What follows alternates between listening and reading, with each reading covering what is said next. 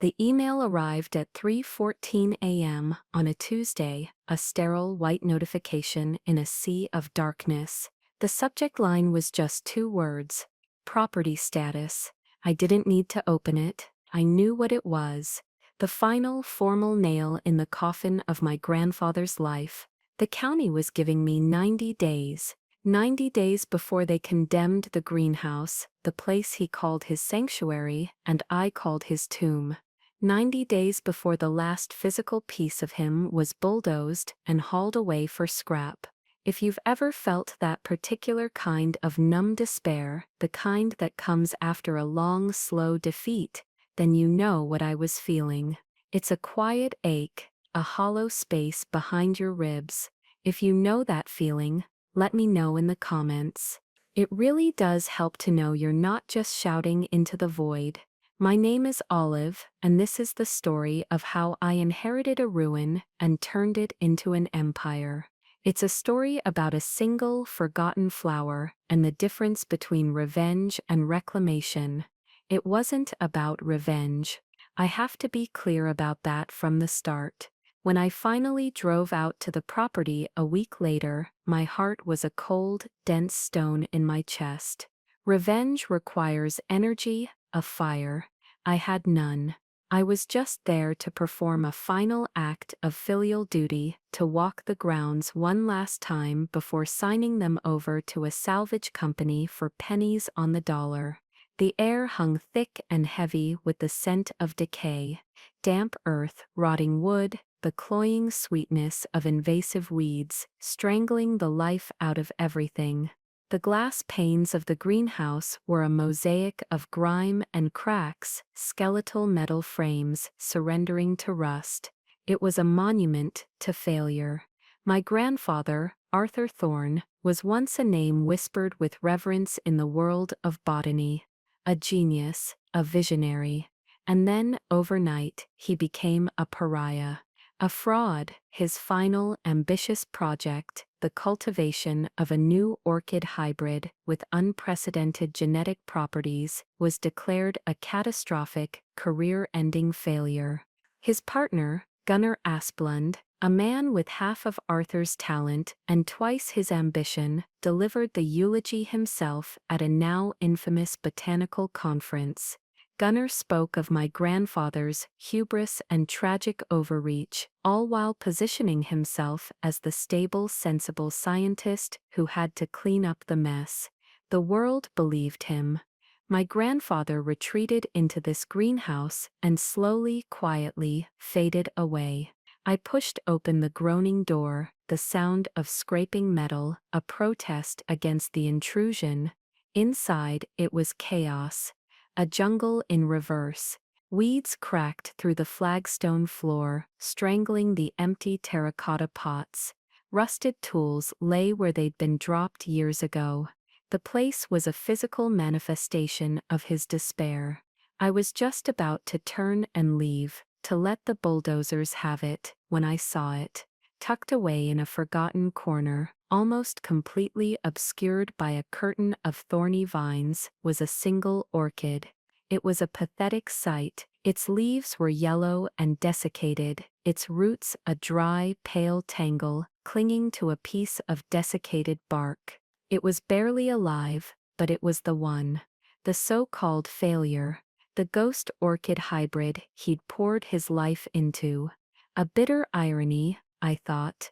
The one thing that destroyed him was the one thing that refused to completely die. I reached down to move the pot, to take it with me as a sad little memento. That's when my fingers brushed against something hard and flat tucked beneath it. It was a book, a small leather-bound journal, its cover warped by years of dampness. His journal. I opened it. The first page was dated just a week after the conference where Gunnar had publicly crucified him. The ink was faded, the handwriting tight and angry. It read, "He didn't just steal my research, he poisoned it." Gunnar sabotaged the nutrient lines. The failure was a lie. This orchid is not an end, it is a beginning. It is the key. And in that moment, standing in the wreckage of my grandfather's life, a different kind of feeling started to bloom in the cold, hollow space in my chest. It wasn't fire. Not yet, it was a slow, creeping ice. The first few days after finding the journal were a blur of grief and rage. It was a poisonous cocktail, one that left me hollowed out and shaking. I sat at my small kitchen table, the journal open in front of me, the pathetic little orchid on a saucer beside it, a constant wilting reminder of the stakes. I would read a few pages of my grandfather's cramped technical script, then close my eyes as a wave of nausea washed over me. The journal wasn't just a scientific log, it was a confession, a testament, a long, desperate scream into the void. He detailed everything. Every late night, every breakthrough, every conversation with Gunnar. He wrote about Gunnar's early fascination, which slowly curdled into a corrosive envy. Gunnar the pragmatist, the networker, the one who could charm the grant committees. My grandfather, the true artist, the visionary, who spoke the language of cellular biology and photosynthesis. Gunnar saw the plants as commodities. My grandfather saw them as conversations. The journal laid out the betrayal in meticulous, painful detail. Gunnar hadn't just presented my grandfather's research as a failure, he had actively engineered it. Small, untraceable changes to the nutrient formulas, a malfunctioning light timer that disrupted the critical photoperiods. He'd introduced a hostile fungal spore into the sterile growing medium. It was death by 1,000 cuts, a quiet, methodical assassination of a life's work. And the world had given Gunnar a standing ovation for it. I found myself flashing back, my own memories recontextualized by the terrible new truth. I remembered visiting the greenhouse as a teenager. My grandfather wasn't the broken man he would become. He was electric, his hands covered in soil, his eyes alight with a fire I now understood to be pure passion. He'd hold up a leaf and explain the miracle of transpiration, the elegant architecture of a root system. He once told me, his voice low with awe, that some plants don't just grow, they wait, they hold secrets in their genome, genetic codes that are locked away, waiting for the right key to turn the lock. He was talking about his orchid. I remembered Gunnar being there too. He was always lurking at the edge of the light, leaning against a workbench with a smile that never quite reached his eyes. He'd clap my grandfather on the back and say things like, "What a dreamer you are, Arthur," always reaching for the stars. It sounded like a compliment then. Now it sounded like a threat. I remembered the last time I saw my grandfather, just a few months before he died. He was sitting in that same greenhouse, but the electricity was gone. The light in his eyes had gone out. He just stared at the empty pots, a ghost haunting his own failure. He told me he was sorry. Sorry for not leaving me anything of value. Sorry for the shame attached to his name. I told him it didn't matter, but we both knew it was a lie. The weight of his disgrace had been a shadow over my own life, a quiet source of shame I couldn't articulate. Now I knew it wasn't his shame at all. It was Gunnar's, and Gunnar had draped it over my grandfather's shoulders like a funeral shroud. This realization didn't bring solace. It brought a crushing weight. What could I, Olive, a junior marketing analyst for a soulless snack food company, possibly do? Gunnar was now Dr. Gunnar Asplund, CEO of Phytogen, one of the biggest agricultural biotech firms in the country. He was on magazine covers. He gave TED Talks about sustainable innovation. He was a titan. I was an ant. The logical part of my brain, the part that had been conditioned by years of corporate mediocrity, told me to give up, sell the land, throw the journal in an incinerator, try to forget.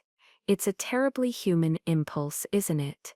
To choose the path of least resistance when faced with an Everest of injustice, to tell yourself the fight is unwinnable, so it's better not to fight at all. For a week, I let that voice win. I called the salvage company back and told them I was ready to sign. The man on the phone, his voice bored and gravelly, said he'd have the paperwork cored over. It was over, I could just let it all go. Be free of it. That night I couldn't sleep. I kept replaying my grandfather's last words to me. The apology, the shame in his eyes. The weight wasn't lifting. It was settling, hardening into something permanent. I got out of bed and walked back to the kitchen table. The orchid looked even worse. A leaf had dropped onto the saucer, a shriveled yellow husk. It was a mirror of my own resolve. I picked up the journal again, my hands trembling. This wasn't about revenge. It was about a debt. It was about the truth. My grandfather hadn't been able to fight back, but he had left me a weapon. He wrote, "The ghost orchid isn't the prize. It's the key. Its pollen, when mature, produces a unique enzymatic compound. This enzyme acts as a methyl group scavenger. It doesn't rewrite DNA. It unlocks it. It strips away the epigenetic locks that plants have evolved over millennia to protect their most valuable chemical secrets. The orchid is a skeleton key for a library of priceless medicine." My breath caught in my throat. He hadn't failed. He had succeeded beyond his wildest dreams. Gunnar hadn't just stolen a project. He had buried a miracle. The despair didn't vanish, but it transformed. It crystallized.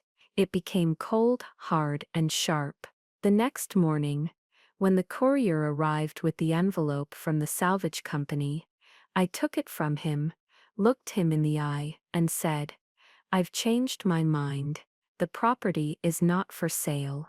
Then I closed the door, walked to my paper shredder, and fed the contract into its hungry teeth.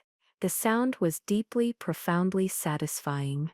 But resolve is not a plan. The journal was dense, filled with biochemical equations and botanical jargon that was far beyond my marketing slogan-level understanding. I was in over my head. I spent a week trying to decipher it, cross-referencing terms on the internet, falling down rabbit holes of molecular biology. I managed to get the gist, but the specifics were like a foreign language. One entry, in particular, stumped me. My grandfather wrote about needing a specific symbiotic partner for the orchid's roots, a mycorrhizal fungus from the Tulisnella genus, which was essential for nutrient uptake. But he noted that his strain had been contaminated, another act of Gunnar's sabotage. He had speculated that a purer, more potent strain might exist, one associated with a different obscure species of wild orchid native to our region. This was the first breadcrumb, the first tangible task. I needed that fungus. My search led me to the local university's botany department.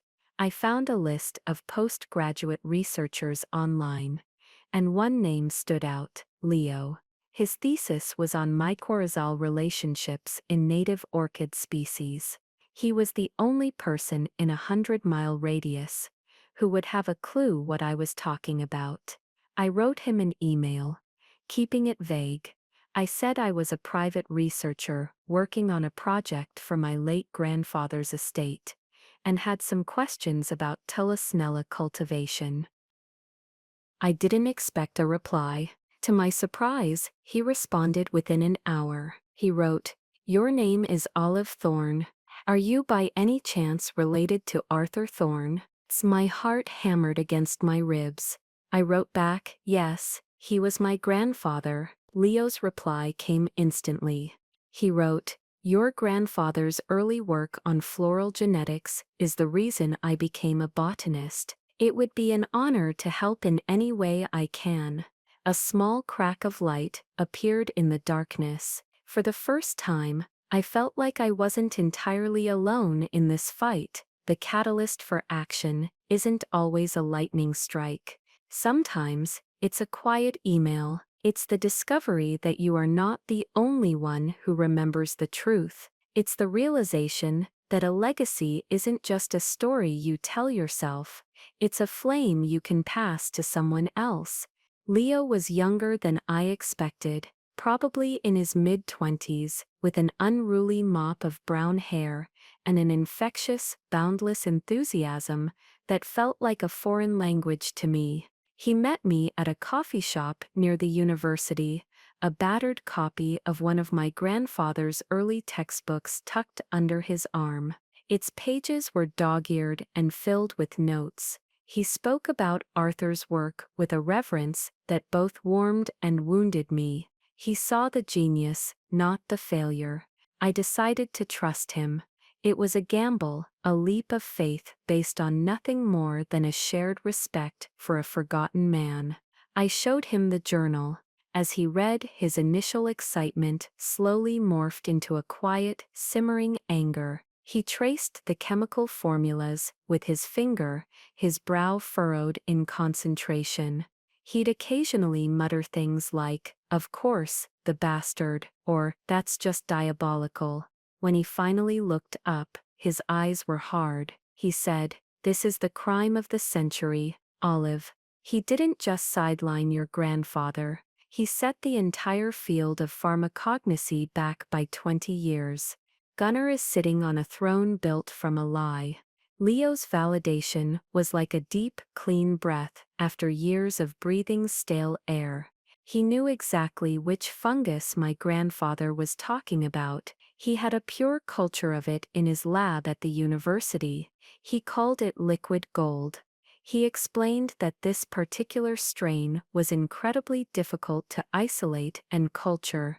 It only thrived in a very specific pH balance and required trace minerals that were almost impossible to synthesize. But he had done it. It was the linchpin of his own doctoral research.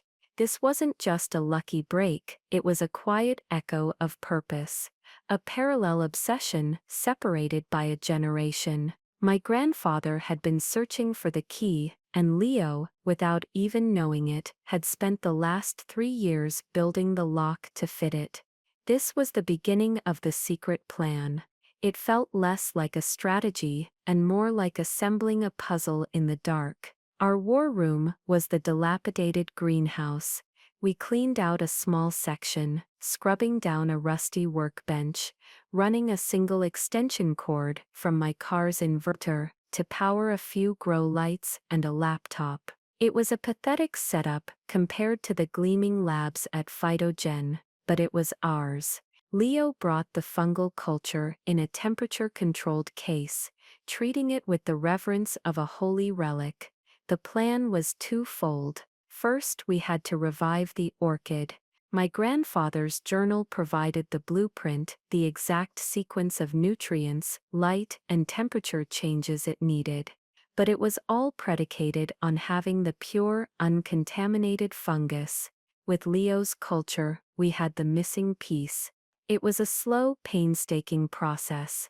We had to carefully rehydrate the orchid's desiccated roots, introduce the fungus, and wait. Every day felt like a year.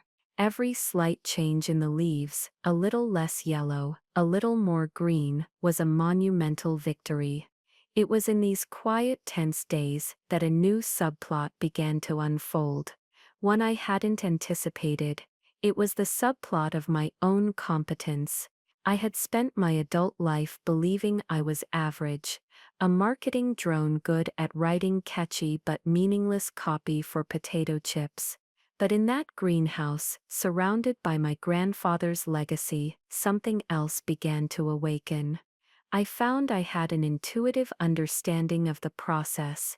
I could read the plant, anticipate its needs. I saw the subtle shift in the turgor pressure of the leaves that meant it needed a change in humidity. I noticed a faint discoloration on a root that, thanks to Leo's guidance, I identified as a potential micronutrient deficiency. My grandfather's blood was in my veins, it turned out. His instincts were my instincts. The secret language he spoke with plants was one I was slowly, haltingly, beginning to understand. While we waited for the orchid to heal, the second part of the plan swung into motion, securing the intellectual property. It was one thing to revive the plant, it was another to prove it was ours. The journal was the foundation, but it wasn't enough. Gunnar would claim it was joint research, that the journal was filled with his ideas too. He would bury us in legal fees until we suffocated. I remembered a line from one of my grandfather's letters to my grandmother. A discovery without a fortress is just a gift to the vultures. I needed a fortress. I took the last of my savings, a meager sum I had earmarked for a down payment on a small condo, and found a patent attorney. Not just any attorney, but a specialist, a bulldog named Alani, who dealt exclusively in biotech and intellectual property disputes. I sat in her sterile, intimidatingly modern office, the crumbling greenhouse feeling a world away. I laid out the story, the journal, the sabotage. I expected her to be skeptical. Instead, she was methodical. She listened without interruption, her face impassive. When I was done, she leaned back in her chair and was silent for a full minute. Then she said, "This is a beautiful story of theft. The law has very little interest in beautiful stories. It's interested in timelines, documentation, and prior art. Your grandfather's public failure is Gunnar's greatest asset. But his journal, if we can authenticate it, is yours." Her advice was precise and brutal. She told me to document everything. Every single step we took to revive the orchid. I had to create a new record, an unimpeachable chain of discovery that started with the journal, but was executed by me. Leo and I started a rigorous documentation protocol. We photographed the orchid every day with a timestamp. We logged every nutrient solution, every temperature change, every measurement. We took microscopic images of the root cells interacting with Leo's fungus. We were building a case, brick by painstaking brick. Alani also had me formally establish a company, a simple LLC. I called it Thorn Biologics. It sounded absurdly grand for two people working in a shack. But Alani insisted. She said, "You're not a person anymore, Olive. You're an entity. Entities have more rights and are harder to sue into oblivion." It was a cold, cynical lesson in modern warfare. The hidden leverage wasn't just the orchid itself, it was the story we were building around it. A story backed by meticulous data. But we needed one more thing. My grandfather's journal mentioned a hidden seed bank. He wrote that he had cryogenically preserved seeds from dozens of rare and endangered plants. Plants known to produce complex medicinal compounds, but whose genomes were defensively methylated, locked shut. He had hidden them somewhere on the property. For weeks, Leo and I searched. We tapped walls, lifted floorboards, scanned the ground with a cheap metal detector. Nothing. We were about to give up when I was rereading a section of the journal about soil composition. My grandfather had built a custom compost tumbler at the back of the property, a large rotating drum for creating his bespoke soil mixes. He wrote a throwaway line about it.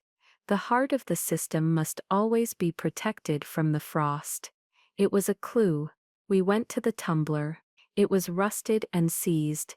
It took us half a day with a crowbar and a gallon of penetrating oil to force it open. Inside, nestled within a false bottom, and insulated with ancient dried peat moss, was a heavy sealed metal box. We had found the library. The final piece of the plan was in place. We would revive the orchid. We would wait for it to bloom and produce its precious key-like pollen. Then we would use that pollen on one of these seeds, grow the resulting plant, and prove that my grandfather's theory was correct. We would unlock a secret that Gunnar had tried to bury forever. It wasn't about revenge. It felt more like an archaeological dig. We were excavating a buried truth. And I had a growing, chilling certainty that when we brought it into the light, it would cast a very long and very dark shadow on Gunnar Asplund. The orchid, against all odds, was beginning to thrive. A new, vibrant green leaf had unfurled. It was a small, silent promise of the storm to come. The first sign that our quiet work had disturbed the hornet's nest came in the form of a sleek, black sedan. It pulled up to the edge of the property one afternoon. Idling for a long time, a man in a suit got out, looked at the crumbling greenhouse, made a call on his phone, and then drove away. It was a probe, a scout sent from the gleaming towers of Phytogen. I felt a cold knot tighten in my stomach. They knew something, or rather, they suspected. My refusal to sell the property must have tripped some kind of alarm in Gunnar's world. He had assumed the final piece of his crime was destined for a landfill. My inaction was, to him, an action. A week later, a formal offer arrived. It was from a generic-sounding real estate development company I'd never heard of. The offer was insultingly low, barely more than what the salvage company had quoted. It was a predator's offer, designed to prey on someone desperate. Alani, my lawyer, identified the shell company in under an hour. It traced back to a holding firm owned by Phytogen's parent corporation. It was Gunnar. He was trying to quietly erase the evidence. Alani's instructions were simple: do not respond. Silence is a weapon. Your move is not to counter his, it is to make his irrelevant, and so we ignored it. We focused on our work. The days grew shorter, colder.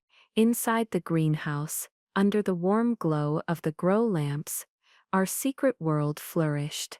Then one morning, it happened. I walked in with Leo, and we both stopped dead. A single elegant flower stalk had emerged from the center of the orchid, and at its tip was a bud, a perfect pale ghost-white bud. It felt like the entire greenhouse was holding its breath. The next 2 weeks were the most excruciating of my life. We watched the bud swell, slowly, agonizingly. The plant was putting all of its energy into this single, miraculous bloom. And then it opened.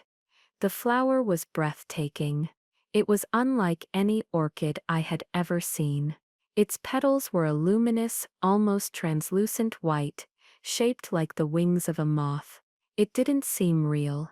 It seemed to float in the air, an apparition of a flower. My grandfather had called it the Ghost Orchid. He had succeeded. This was the moment. This was our first move. It wasn't an email or a phone call. It was an act of pure science. With the steady hands of a surgeon, Leo carefully collected the pollen. It was a fine, silvery dust, almost ethereal. We went to the seed bank, the metal box we'd found in the tumbler. We chose our target, a small, unassuming seed from a plant called Astragalus silentium, a species my grandfather noted was thought to be extinct in the wild. Its genome was notoriously complex and locked. According to his journal, it was theorized to hold the precursor to a powerful neuroregenerative compound, a potential treatment for diseases like Alzheimer's or Parkinson's, a medical holy grail. Under a sterile hood, Leo performed the delicate operation, applying the ghost orchid's pollen to a prepared culture medium with the astragalus seed, and then we waited again. This time, we didn't have to wait long.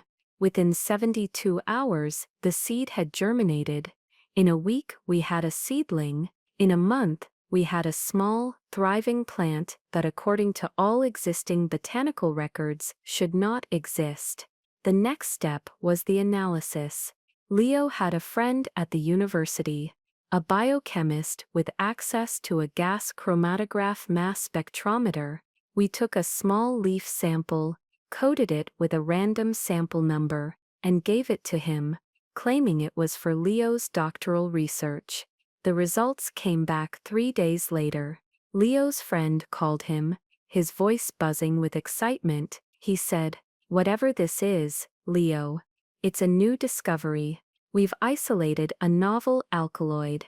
Its structure is elegant. It looks like it could cross the blood-brain barrier with incredible efficiency. This is Nobel Prize territory.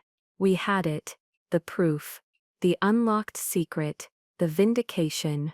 Now came the real first move, the silent declaration of war. I drafted an email. It was short, precise, and cold. I sent it from a newly created encrypted email address under the name Thorn Biologics. The recipient was not Gunnar.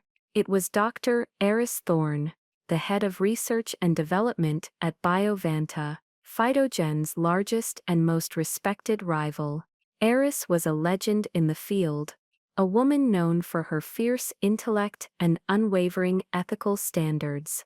She and Gunnar were known to be bitter professional enemies. The subject line was Arthur Thorne's legacy. The body of the email contained only a link to a password-protected file. The file itself contained 3 things: the full spectral analysis of the new compound, the genetic sequence of the Astragalus silentium we had grown, and a single high-resolution photograph of the Ghost Orchid in full bloom. Nothing else. No explanation. No demands. Just the data. Pure, undeniable truth. I hit send. The silence that followed was the loudest sound I had ever heard. For 48 hours. Nothing. I started to think I had made a catastrophic mistake, that the email had been dismissed as spam, or a prank. Gunnar's shell company sent another offer. This one slightly higher, with a note of impatience attached. They were getting nervous. Then, on the 3rd day, I got a reply. Was from Dr. Thorne herself. It was one sentence. "I will be in your city tomorrow. Name a time and place. Do not bring a lawyer." I will not bring one either. The panic began in Gunnar's world almost immediately. Leo, who still had friends working at Phytogen, started hearing whispers. Gunnar's long-negotiated partnership deal with Biovanta, a deal that was supposed to be his crowning achievement, had gone completely cold. His calls to Eris Thorne were not being returned. A major investor meeting was abruptly postponed. He was flying blind, completely unaware of the source of the attack. He was feeling the shock wave, but he had no idea where the earthquake had originated. He was in a fortress he had spent 20 years building, and he didn't realize that I had just walked through the front gate, picked the lock to his vault, and was now standing in his throne room, holding the crown jewels. He was still trying to buy the land, to bulldoze the evidence, not realizing the evidence was no longer in the ground. It was in an email, sitting on his rival's server. It was already over. He just didn't know it yet. Dr. Eris Thorne was exactly as I had imagined her, sharp, elegant, and with an aura of authority that made the air around her seem to crackle. We met in a private room at a quiet old hotel, a neutral ground of dark wood and faded leather. She didn't waste time with pleasantries. She slid a tablet across the table. On the screen was the photo of the Ghost Orchid. She said, "Tell me everything." And I did. I told her about my grandfather, about the journal, about Gunnar's sabotage. I told her about Leo the fungus, and the dilapidated greenhouse. I told her about the seed bank and the resurrected astragalus. I laid the entire story at her feet, holding nothing back. She listened, her eyes never leaving mine, her expression unreadable. When I finished, she was silent for a long time. Then she slid the tablet back and said, "I knew your grandfather. I was a graduate student when he presented his early work. He was a poet who spoke in biology, and I was there when Gunnar Asplund stood on a stage and destroyed him. I never believed it. Not for a second. That single statement was a balm on a wound I didn't even know was still open." She continued, "Gunnar has built an empire on efficiency and ruthless acquisition. But he has no vision. He doesn't create it. This," she tapped the tablet. "This is vision. This is legacy. This is the future. What do you want, Olive?" I took a deep breath. It wasn't about revenge. It was about justice. It was about building, not burning. I said, "I want to finish my grandfather's work. I want to build a place where his research can be completed, where the entire library of his seed bank can be unlocked. I want his name cleared, and I want his legacy restored." She nodded slowly. Then a ghost of a smile touched her lips. She said, "Biovanta doesn't just want to partner with you, Miss Thorne. We want to fund you. We will provide the lab, the staff, the resources, and the legal shield. You will retain full intellectual property rights through your company, Thorne Biologics. We will simply have exclusive rights to license and develop the compounds you discover. We are not investing in a single compound. We are investing in the key that unlocks the entire library." The power shift was not a tremor. It was a tectonic event.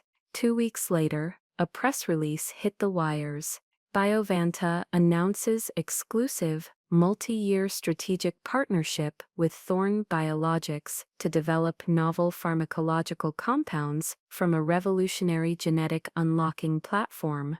The article named me as the founder and CEO of Thorne Biologics. It named my grandfather, Arthur Thorne, as the original architect of the technology. It was a carefully worded, legally bulletproof declaration of a new reality. The effect on Phytogen was instantaneous and catastrophic. Their stock price plummeted. The news of their failed partnership with Biovanta, now coupled with the rise of a new potent rival holding the keys to the kingdom, sent investors into a panic. The client exodus began.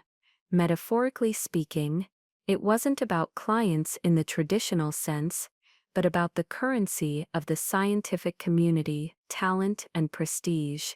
Leo got calls from 3 of Phytogen's top researchers that day. They didn't want a job, not yet. They just wanted to have a conversation about the work we were doing. The foundation of Gunnar's empire, built on stolen credit and public perception, was cracking. And then came his desperate counter.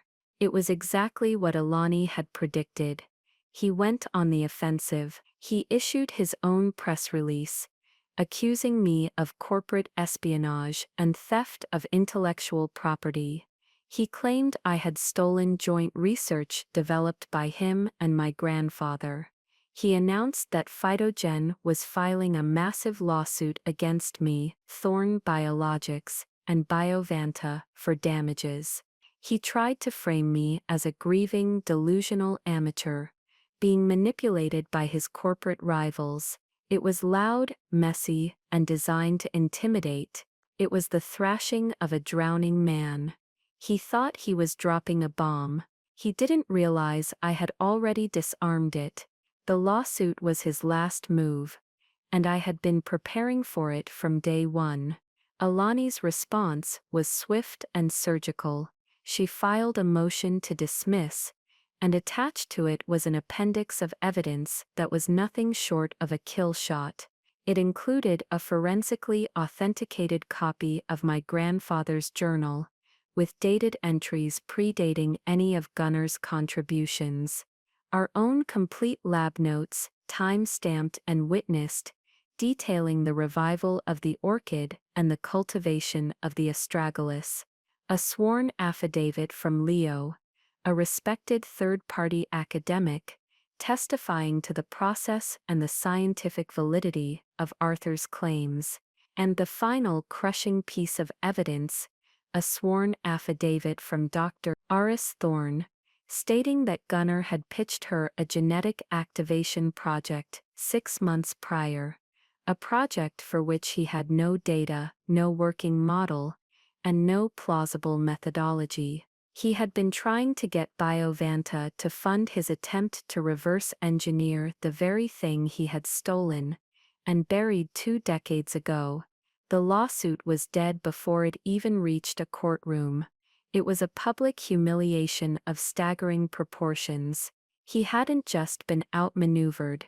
He had been exposed. The narrative he had controlled for 20 years had been ripped from his hands. The power had shifted completely. It was no longer his story to tell. The request for a meeting came through his lawyers. It was couched in legal jargon, but the desperation was palpable. He wanted to discuss a potential settlement. Aris Thorne and Alani both advised against it. They said there was nothing to gain. But I knew I had to do it. Not for him. For me, for my grandfather. It wasn't about negotiation. It was about closing a door. We met in the same soulless conference room, where his lawyers had probably drafted their toothless lawsuit. He looked smaller than I remembered from the magazine covers. The swagger was gone, replaced by a gray, weary tension. His expensive suit seemed to hang off him. He tried to start with a patronizing smile, the one I remembered from my childhood. He said, "Olive, we don't have to be enemies. There's a way for us all to win here." He slid a piece of paper across the table. It was a term sheet. He was offering me a position at Phytogen, head of special projects, a massive salary, a seat on the board. He was offering to make me a senior partner in the crime he had committed. He said, "Your grandfather was a brilliant man, but he was a dreamer, not a businessman. Together, you and I, we can make his dream a reality. We can make it profitable." My rage was a white-hot furnace, but I kept my voice perfectly calm, perfectly even. I didn't look at his offer. I looked at him. I said, "It's funny you should mention dreams, Gunnar. I remember my grandfather telling me about one of yours. He said you once told him that his work was a quaint academic exercise, with no practical application. Those were your words, weren't they?" The color drained from his face. He remembered. I leaned forward slightly. I said, "You were wrong. It wasn't quaint. It was a revolution. And you didn't just misjudge it. You tried to murder it. You stood on a stage and built your career on the grave of a better man. This isn't a negotiation. There is nothing you have that I want. Thorne Biologics will not be partnering with you. It will be replacing you." I stood up. I said, "This meeting is over." I walked out of that room and didn't look back. I left him sitting there with his useless offer and the ruins of his stolen kingdom. It wasn't about revenge. It was about clarity. It was about speaking a truth that had been silenced for 20 years, and watching the person who silenced it choke on the words. The news came 2 weeks later, not in a press release, but in a small article in a financial journal. The board of Phytogen had voted to remove Gunnar Asplund as CEO, effective immediately. The official reason was a strategic realignment to focus on core assets. It was corporate speak for a public execution. He was gone, erased, a consequence of his own greed and arrogance. His removal happened off-screen, a quiet implosion that was the direct result of the truth I had brought to light. I hadn't pushed him off the cliff. I had simply shown the world that he was standing on thin air. My new reality was quiet. It was focused. The chaos of the fight was replaced by the calm of the work. Biovanta was true to its word. They funded the construction of a new state-of-the-art research facility not far from the old property. It wasn't a corporate palace of glass and steel. It was designed to feel like a university campus, a place of collaboration and discovery. And we named it the Arthur Thorne Institute for Botanical Sciences. My new throne wasn't a corner office with a view. It was a lab bench with a microscope. It was a seat at a table surrounded by brilliant, passionate scientists. Leo was my head of research, of course. We had a team of botanists, geneticists, and chemists, all working to systematically unlock the secrets hidden in my grandfather's seed bank. In the center of the institute, we built a massive climate-controlled conservatory. And in the very middle of that conservatory, in a place of honor, was the Ghost Orchid. It was thriving, surrounded by its children, the strange and wonderful new plants that its pollen had awakened. It was no longer a symbol of failure or even of victory. It was a living symbol of potential, a constant reminder that the most valuable things are often the ones that are quiet, overlooked, and waiting for the right key to unlock their true worth. One afternoon, I was walking through the conservatory when my phone buzzed. It was a text from Alani. It was a link to a real estate listing, my grandfather's old property. The county had listed it as a protected historical site, a landmark tied to the institute. But the listing included a photo of the collapsed greenhouse, still standing there, a quiet, rusting monument. I looked at the picture, and I didn't feel the old ache of failure or the fire of vindication. I just felt peace. We had built something new, but we hadn't erased the past. We had honored it. The final piece of the puzzle fell into place a month later. A package arrived at the institute. It was from a law firm I didn't recognize. Inside was a single framed document. It was the insulting offer letter from Gunner's Shell Company, the one that had offered me pennies for my grandfather's legacy. At the bottom, in Alani's sharp, elegant handwriting, was a note. It said, a reminder of what they think you are worth versus what you have built. I hung it on the wall in my office, not as a trophy, but as a blueprint. A blueprint of arrogance, of underestimation. It was a reminder that the world will often try to price you based on its own limited vision, not your actual value. It's not about revenge, you see. It was never about destroying Gunner. It was about building something he could never even conceive of. It was about taking the ashes of one man's stolen legacy and nurturing them into a forest of new possibilities. My story might seem specific: a disgraced botanist, a secret journal, a magic orchid, but I don't think it is. I think it's a story for anyone who has ever been overlooked, underestimated, or had their work erased. It's for anyone who has been told they were a quaint academic exercise when they knew they were a revolution. It's for anyone who has felt the weight of someone else's failure draped over their shoulders.